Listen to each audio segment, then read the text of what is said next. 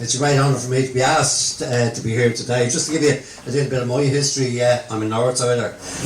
I know very little about Ringsend until about maybe 6 months ago when I came down to Rick Radio, but one of the big things that I noticed was Stella Rowing Club and St Patrick's Rowing Club as I walked across the Eastleigh Bridge, and I can see the lovely picture up here as well of both clubs and all the rowers as well. So it was great to have Pat and to have Philip in with the radio already, but with this event it's an opportunity for me maybe to have a chat with both of them. Pat, you're on my right hand side, so I'll turn to you first.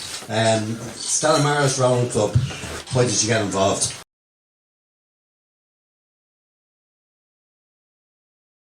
I don't know, to be honest. I suppose I grew up in Ringsend. I was on the Pigeon House Road. I'm from the colleges down there, and there was never an option to row for anyone other than the Stella Maris anyway to be down there. I would have remembered, other than Philip's last house, everyone had blue and white flags out the window.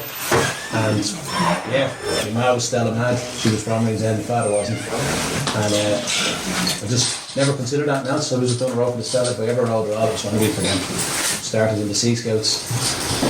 They probably taught us how to row and took it from there. That's basically how we ended up with it. I was interested to hear you say there that all the flags were blue and white except for Philip's house. So Philip, you must have lived down that way, but you were with St Pat's. Yeah. And again, I suppose, how did you begin with it all? Well, I think the St Patrick's Rowing Club was in a bit of decline in the late 60s. And Johnny Farrell, who actually was trying to get the club back together, came down to the Sea Scouts, first part. Were you in first part? Yeah. Came to first part and asked, does anybody want to row? And myself and Noel Shortall said we would, and we went up to the rowing club.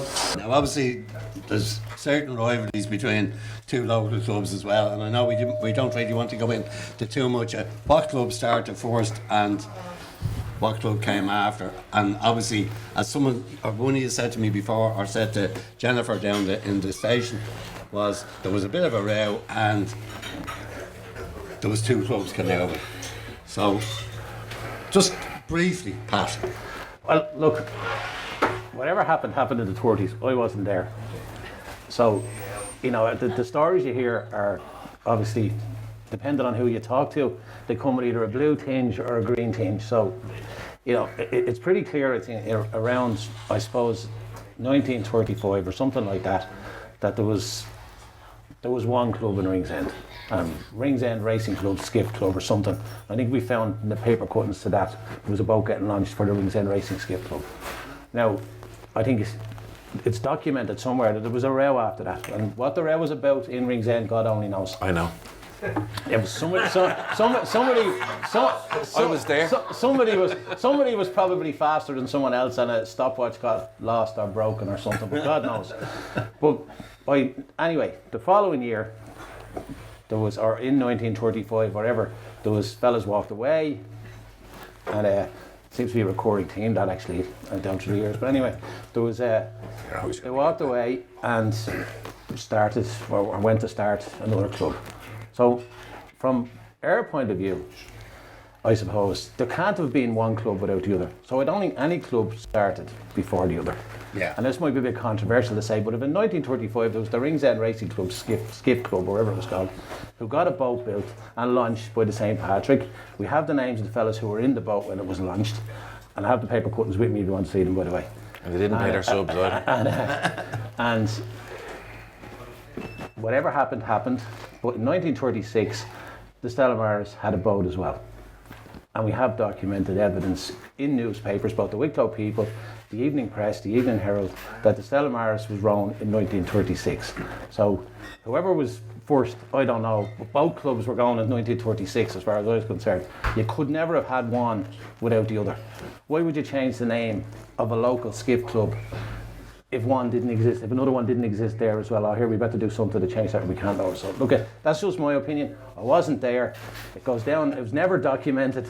So who the hell knows? Jesus, who the hell knows? And it's people will debate this over forever. Like, Philip, you say you know. Tell us your No, I don't know. version of events. Don't. Well, My recollection of what I was told about it was the confraternity men of the church started St. Patrick's Rowing Club, and they were the people rowing first. The confraternity men, they were very holy.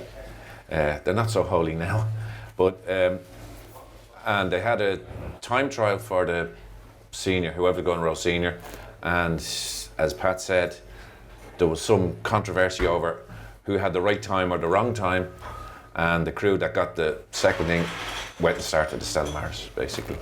And as far as I know, they went and to the Cambridge club there, wasn't it? Yeah. To this day, the Stella Maris bank statements have Cambridge Sports Club and Stella Maris Rowing Club. So it was Cambridge, and I think we've programs from regattas from the 50s and 60s, and it's Cambridge Rowing Club, and the Stella Maris is the name of the boat. It wasn't Stella Maris Rowing Club; it was still Cambridge Rowing Club, with Stella Maris being the boat. So look, there's so many twists and threads, and don't know. As I said, in all fairness, Greystones, Wicklow, Dunleary were years before us clubs. We do our best to try and forget Wicklow, but unfortunately we're not allowed. But they were going for a long time before the Stella or the Patrick, so you know. Yeah, that would, I would say way back in the day, there was certainly parish boats, and you rowed for your parish, be it Greystones, be it Dalkey, be it Dunleary, Wicklow, and so on and so forth. And I think even back further, the boats were probably personally owned, and whoever the employer was who looked after the bringing in the schooners or whatever, they were his group of lads who he paid, and they raced each other for obviously a few bob extra. So what clubs were named what. We'd sit here forever and we'd probably come to no conclusion on it. But all I'll say to you is that there was newspaper clippings available that the Stella Maris was 100% rowing in 1936. And we're the same. There's a newspaper, a print, and the parish precinct of 1935, the skiff, the Paddys skiff being launched. Yeah, well, actually, now that you mentioned that, Philip, I have that here actually. Here we are, Paddys, the evidence here. I was there, I know. Yeah. Yeah, that's the one you're talking about? Yeah, that's it. And the article that came with it is with it as well, like, you know. And I think both of you said before that without each other, it kind of drives you as well. Yeah, I don't think one could ever exist without the other. 100%, yeah. You know. And I think, if one was missing, I think the other wouldn't be long about falling into decay as well. I think they do. We drive each other on. At times we police. Everybody will agree we police each other. And to be honest with you, the two, if you combine the two, the results of the two clubs on the East Coast alone, I don't think anyone else would win it. There's times when there wouldn't be a whole lot won. I'd be scared to look at the results to see the overall, from anybody else, you know. But in all fairness, Dalkey's coming back big time. I see Mick Mullen sitting here. Yeah, they don't want Dalkey a good year this year. They're coming back really good, which is brilliant to see. And I'd love to see and Wicklow's starting to come back a bit better as well. There's a couple of clubs sort of dying off a little bit, you know, and hopefully they can come back as well. And if Bartry can get going down in Wicklow, that'll drive Wicklow on, and they don't realise it, but it'll drive them on. 100%, yeah. And the two clubs will be flying down there. Is it a case that sometimes you're watching each other, but you've got Dalkey, you've got, Greystones, Wicklow, Bray. I think on the north side as well. I think it's always a case we're watching each other. And anyone that denies that's probably telling you, of course we're watching each other. But it depends on what clubs are coming at you. Like, I mean, at different years people will be watching different, and different races even people are watching different crews. I mean, it may not be the Patricks or the Stella who's dominant in that particular race, and it could be another club who's winning it, and you're looking at, well, how are we going to get the better of these? What can we do to get on top of them? And sometimes you're successful, and other times you're not. Simple now, of as. course, we're here to celebrate the regatta as well. And I suppose for Ringsend you have two regattas. Yeah. Because you both have separate regattas, so Ringsend gets an opportunity to showcase on the double, as they say. You're saying we're here to celebrate a regatta. One of the old sayings down here was there was a big fight up in Ringsend and a regatta broke out. And but actually it was an awful lot of rows back then. But thanks be to God that's all settled down now. There was an awful lot less races then. Now here we are talking to back then again, but there was an awful lot less races then. than there are today. There's 17 categories of racing now today, you know, and that's why I was saying, let's talk about what's been gone on in the past 20, 30 years, you know, because there's a load of things there, like 17 categories. Since was 50 years ago that women started to officially race in the East Coast calendar. And since then, now the women are equal to men in all categories. Senior, junior, intermediate, completely equal. And a matter of fact, I'd imagine there's more women around today than men. Yeah, I was going to ask you that. This is saying that there's a lot more women in the club. Is that in both clubs? Your part? I'd say we're operating on at least a 2-to-1 basis with women. Yeah, I maybe not that. But Pat, there's an awful lot more people in Pat's clubs than ours. Yeah, there's definitely more girls than women in our club, without a doubt. Rowan, I mean, there's guys come and go, but yeah, women are and girls seem at the moment anyway are better at sticking it anyway. And have we any women in the audience that are in the clubs? Mick, speak up. Yeah, no. Well, we're actually going to have an open mic shortly, so you'll be able to ask either Pat or Philip any questions you want to, you know. Well, just getting back to that. So that's what's coming on in the past 50 years, and there's mixed races, there's veteran races, there's novice races. That's all that's happening. Clubs are going to All Irelands. They're going off to different races all around the coast of Ireland, even to England, to France. You know, it's where? Devon, yeah, off to Cornwall loads. I've been to Cornwall loads of times. Yeah.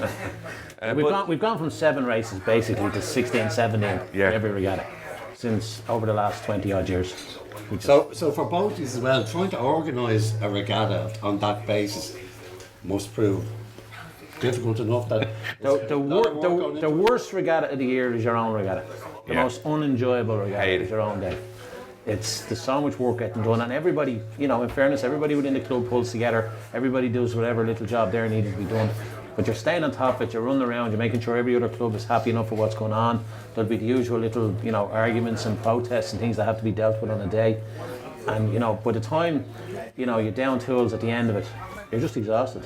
And there's no, you know, I dare anyone to tell me that they actually enjoy their own regatta more than they would enjoy it, because, well, no, I certainly don't anyway. You'd be fair just to rock up with your boats, go to somebody's regatta and go home afterwards. Your own one. It's a great feeling when the day is over. Oh, absolutely. It's a great feeling. That's right. Your own regatta is a tough one, you know, and I always have sympathy for clubs that can't have regattas in their own sort of backyard, for instance.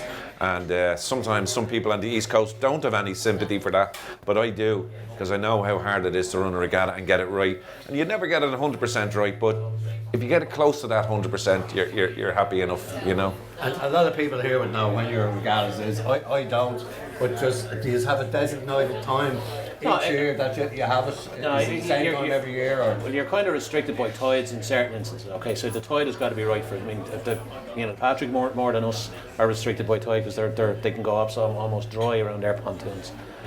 Less so for us down the far end of the river. Other clubs are as bad. They really have to be certain to restrict. So you know, certain clubs get first option on picking the date that suits them, and you try pick a date that tidally suits you, and take it from there. But that can be any date throughout the summer. We all try to get them as early as we possibly can, get them over and done with. But really, you are dependent on tides. Certain tides are obviously much better to run regattas on. It's possible from our end to run them on any tide. It may not be as fair on certain tides as it would be on other tides, but you know, for most clubs, that's the main restriction anyhow, you know. And I mean, there's some clubs that, because of tide restrictions, they're going to have to run them on 2 days. Like, I know there's a couple of docky lads here. See that man over there, Ken Cunningham, he's in. But the red, is that it? Yeah, the red lads are. But it's looking like, because of the tide window, they're going to have to run a 2-day regatta. It's so big now. Each regatta is so big. And there's there's 10 regattas could be a year. There wasn't this year because a couple of cancelled, but there could be 10 regattas, which is 2.5 months of racing, you know. And if archery get it, well, they're getting a boat soon, and they get a few clubs together, that could be 11 regattas. Like that's a big ask for people to do, you know. And now we have 2 clubs there at the north side, Fingal and which is in Balbriggan, and Skerries. The new club, Balbriggan. Yeah. There we are. And there's always one, isn't there? There's always one, Philip. There's always one. It was great. Now, as Pat said, some of the clubs that are on the coast, where they always say, "Wait till we get on the coast, you'll never be able to row out in our water." But Fingal and Skerries, they don't get a good day. They're not going to have a regatta, you know. Greystone, something similar. Everywhere else, you can get a regatta all the time, but these 3 particular clubs, if the weather's bad, good luck, you know. We were out in Dalkey in Collymore last weekend for a charity row, and I think we all found out why the regattas had stopped in Dalkey on Sunday. Between the tide is pretty strong there, and it is. And number 1 is still the best draw in Dalkey. Yeah, number 1. If you don't get number 1, go home. But you know, it's great to see like 20 boats out in Dalkey lined up. You know, thereabouts. I think there's 15 boats in the big race, or there's the women's race force thing. It has 15 boats in the Careful, Philip. Now, what you call a big race? Be careful now. Careful. But and it was brilliant to see boats back out in Collymore again. It was. For both your regattas, they're actually on the river, are they? Yeah, we both go. We start. Our club has it down, obviously, the Pigeon House Road down to Pool Beg. So we go in the opposite direction. We run up the river. We run from down there. We start down there, run up to the bridge. We turn the bridge and come back down. And it was a series of turns. We up and down a couple of times. The St Patrick goes the opposite way. They start at the bridge and go down towards from us. the bridge down to the Stella and back up. Yeah. And on occasion now go in up towards the now, Samuel Beckett as well. we run some races up the river. Because of the shipping in the river, it's getting busier and busier in the river now, and it's getting tighter for us to run regattas in the river. Yeah, it's definitely different in certain courses, like, you know. I mean, Philip spoke about Dalkey last week, which was a great event. I was out there as well, and but the Dalkey Sound, you know, brought back memories. I hadn't rode in the Dalkey Sound in years, but it was plenty fun. Great. You know, it was up and down, and you know, a good tide running through it. So. You know, it's good fun out on the coast, and different areas present different problems. Anyhow. I think when we go down the coast, though, you know, you get them all standing on the grass, going, "Jesus, it's very splashy out there, isn't it?" But that's just the way it is, you know. Okay, they might. I think the clubs down the coast might have a little bit of an advantage on us if they're training in that rougher weather all the time, but it doesn't always work out. No. I'm looking over at you, Mick Mullen. It doesn't always work out, but I think the crew train hard enough. They'll do it, you know. But in general, we're in the river all the time, and what the clubs down the coast forget about is we get really decent training every time they go out. The training is really good every time we go out because they're perfect conditions. Whereas if you're down the coast and it's blowing an easterly or a northeasterly or a southeasterly, it's hitting the coast, and you're not. When you go out in it, you're not really getting good training. You know, you go out, but they can't get great training. That's if they get out at all. If it's northeasterly, there's a lot of places not getting out. They would drive across, say, the east lane quite a bit, and sometimes at night time, it's like glass. You're looking out in glasses. Well, it isn't always like that, believe me. No, I know it's not always like that, but a lot of the time it seems fairly. Yeah, I think it's calm a lot of the time. We're certainly not getting big swells or anything like that. But what we do get a lot of, I don't know whether, I mean, Philip might realise in recent years, for some reason, we're getting strong westerly winds, much more common than what seemed to be. Now, maybe we're looking back, you know, through tinted glass and saying it was never this bad. But I don't know whether it's the build-up of the high rises along the quays and all that sort of thing. But westerly winds just seem an absolute freaking nightmare now. For the last couple of years, last few years now. It's far more common than it ever was anyway. Well, it's good that you say that because it is, you are right, because it is the high rise and all along the quays. Because we mostly train up the quays, because if you're going down the Liffey now, you have to look to see is a ship coming off the wall, and there usually is, because their ships come in and out like a flash now. And so we train up the quay mostly.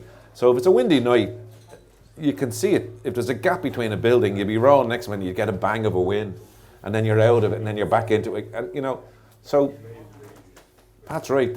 It's a lot windier now, I find. Like, I'll put it this way, if we were still working off the slip way, where the slip is down Ringsend, right? Colleges, Yeah, if we were still working off the slip, we would have terrible times. High rise there, and the wind comes off the basin, hits the wall, and hits that slip. It's so dangerous. So I'm thankful that we're not working off the slip now. You know? Yeah, well, we've similar problems. Obviously, when it's westerly and it's very, very windy, and you've kids getting out, and our pontoon at low tide is a very small gap to get out. It's like a very small harbour, and trying to get kids out of there with the prevailing westerly winds, it just seems to be far more common. It's an absolute nightmare now. But you know, once you get out, you're fine. Or if it's high tide, there's a big gap and it's easy, and you go up the inside along the rocks. As Ken said, we find a bit of lee as well out of the wind. But yeah, I don't know. We thought it was us saying, "Oh, is this westerly wind far more common?" I'm glad you said it. Yeah. You're finding the same but thing. on the other side of it, Mick, as I say sometimes, on a really nice day, you know, nice evening, we're always training in the evenings.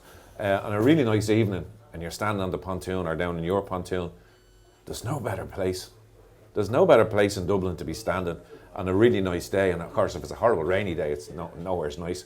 But if you're standing there on a nice day, it's beautiful. There's no better place you'd want to be anywhere else in the world, you know. Fabulous. And I suppose for the All Ireland regattas, then what type of boats would the West of Ireland, like did they have their boats in it, or where would the regattas be held? The All Ireland came along a few. I mean, Philip will know as well because he was probably involved in the early stages of it, and they introduced what they call the one design boat. Like, there was all sorts of classes from around the country. We used to get together, great crack. We were all at it. We all enjoyed it for years, and all the different classes raced each other. And, you know, it was becoming increasingly difficult then for the likes of the skiffs to beat some of these racing machines that they were making in Cork and so on. So I think they got together, they decided they wanted to have a one type of boat that we could all gather and row All Irelands in. The only thing it was exactly like the ones that were in Cork in the first place and bore no relevance to us at all. They were made of plastic. And they were made of plastic, like, you know. And you know what they say? If God wanted us to row a plastic boat, he had a plastic tree. But true. As Pat was saying, the thing about it is, what we do is coastal rowing. And sometimes when a crew come in and they were beaten or something like that, you say, "Oh, that mark was crap." I kind of try to ease the blow a bit by saying, "Look, that's coastal rowing. Next time you go out, you'll get a better mark." Now, as I say, in Dalkey, when we were rowing Dalkey, if you didn't get number one, you could go home because the tide is so strong there, but they don't have regattas there anymore. So it's as fair as can be. But at the end of the day, it's coastal rowing. It is coastal rowing, and around the whole coast of Ireland, there's loads of coastal clubs, and they're bigger than the river clubs. There's more in them than the river clubs. That's why they're hunting us now. Yeah, no, they're very community based. I mean, you can see it in Ringsend. There's two clubs. They're part of the community. No matter, you know, Dalkey would be part of their community out there. Greystone's the same. Yeah. And if you went down into Kerry and different parts of the country, they would be the same from where they're from. The river clubs tend not to be community based. There'll be few exceptions. Skibbereen probably being the one that comes to mind, but you know, in general terms, as Philip said, there is more people doing coastal rowing because they're involved in an activity within their own community, as opposed to going to. Well, if you for want of a better word, probably elitist. If you look up the river, right up the Liffey there, there's Neptune, Commercial, and there's a few college clubs. So UCD, Garda, and Trinity as well. Yeah. Well, UCD would be part of UCD. Garda would be part of Garda. Yeah. But if you take Neptune and Commercial, they're not affiliated to any area, any town, any church, any parish. So that's what makes our own really good. And the thing about Paddys and the Stella is that, okay, we race against each other. There's going to be heated moments and stuff like that, and that's the way racing is all the time. But when it comes down to the parish, we're here for the parish. Both clubs are here for the parish. We won't let anybody. Thank you. We are here for the parish, and both clubs will look after the parish first. And when I say parish, I don't necessarily mean a religious thing. I mean about. It's a community. It's a community. Yeah, it's your community. That's what I mean. And we won't let anybody step in here and take over and try run us down. There we are. I'm going to open up the floor now. Is there anyone would like to ask a question to either Pat or Philip? We're just going to move the microphone around if there's anyone. Yeah, here's the man here. Yeah, just coming to someone that wrote for both clubs and being on the committee in both clubs, and just seeing the two lads up there tonight, it's great to have you there. And what we've done, the both clubs for the community, between fundraising, different roles and across the story seeing back, it's commended both of us up there to talk about their own and for everyone to listen for opinions. Thanks a lot. I don't. Well, I wouldn't mind, and I said this to Pat earlier on, taking the opportunity to thank all our sponsors, and between the Stella and the Patricks, one of our main sponsors is the Dublin Port, who look after us year after year after year, and they just give us a couple of quid every year, and they never ask any questions or anything like that, and they've been brilliant to us, and we would be lost without the port. I'd say I speak for Pat as well.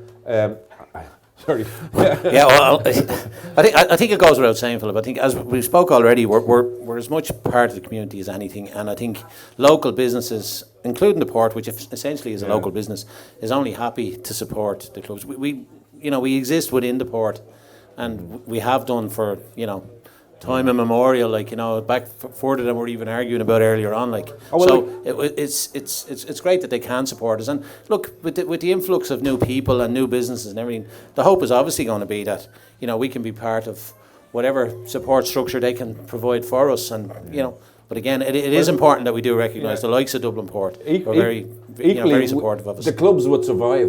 We would survive if we didn't have it. It just makes it easier to survive. And even donations from like the yacht and other places and all that, we would still survive. It makes surviving so much easier when you end up getting a couple of quid. It pays for life jackets, it pays for radios, it pays for this. I think I want to thank all the supporters. Yeah, I think when these businesses and people and all that, they see how active you are within the community, and as you said, fundraising. I mean, everybody's part of you're part of the all in a row situation. The Hope Row, I don't know, over the last number of years, 80, 90 grand we've raised for charities as well. I think people see that, and they're only happy to get in behind it as well. So I'm very supportive of it. We'd have to mention our sponsors, but I think going forward, it'd be great if they stay on board with us. And the new guys, the Googles, the Facebooks, all these other IT places coming in, get in behind it as well. I think the future is bright, Question, absolutely. It's been an enlightening session here tonight. And all I have to say is big thanks to Pat Kane from Stella Maris Rowing Club, to Philip Murphy from St. Patrick's Rowing Club, to Simon and everyone in the yacht tavern, the bar staff as well, and most especially to everyone here who turned up for it, to Dylan and the lads as well for making it a great night. One thing for sure is there's two great rowing clubs in Ringsend, and it's a huge community, and all I can say is I wish us all the very best for the future, and thanks very much for joining us this evening.